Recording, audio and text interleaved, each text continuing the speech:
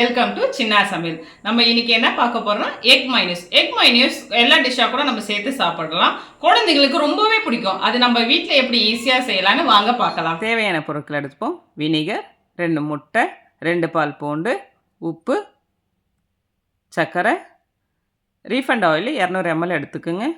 இப்போ நம்ம ஜாரில் முட்டையை முதல்ல உடச்சி ஊற்ற போகிறோம்.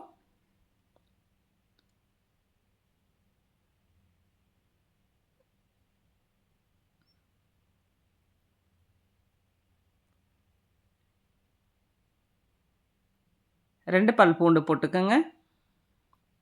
1 ஸ்பூன் அளவுக்கு வினிகர் சேர்த்துக்குங்க. 1/4 ஸ்பூன் அளவுக்கு உப்பு, 1/4 ஸ்பூன் அளவுக்கு சர்க்கரை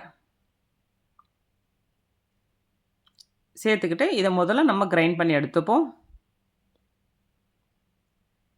இப்போ நம்ம இதை கிரைண்ட் பண்ணியாச்சு. இப்போ நம்ம எடுத்து வச்சுருக்க எண்ணெயை சேர்த்துப்போம். மொத்தமாக சேர்த்துக்கக்கூடாது, கொஞ்சம் கொஞ்சமாக சேர்த்துக்கோங்க. மைனூஸை நம்ம 3 நாள் வரைக்கும் ஃப்ரிட்ஜில் ஸ்டோர் பண்ணி வைக்கலாம். இப்போ இன்னும் கொஞ்சம் எண்ணெய் ஊற்றிக்கிங்க. ஹை ஸ்பீடில் ஓட்டுங்க.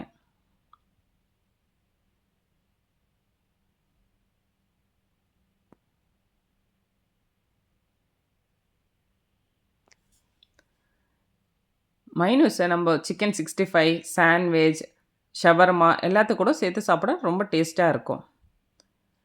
இப்போ எண்ணெய் கொஞ்சம் கொஞ்சமாக சேர்த்துக்கணும்.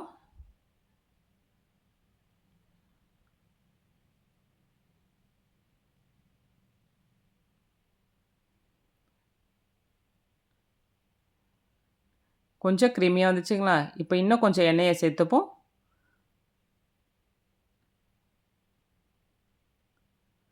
வாங்க, மைனூஸ் ரெடி ஆகிடுச்சு, வாங்க பார்க்கலாம்.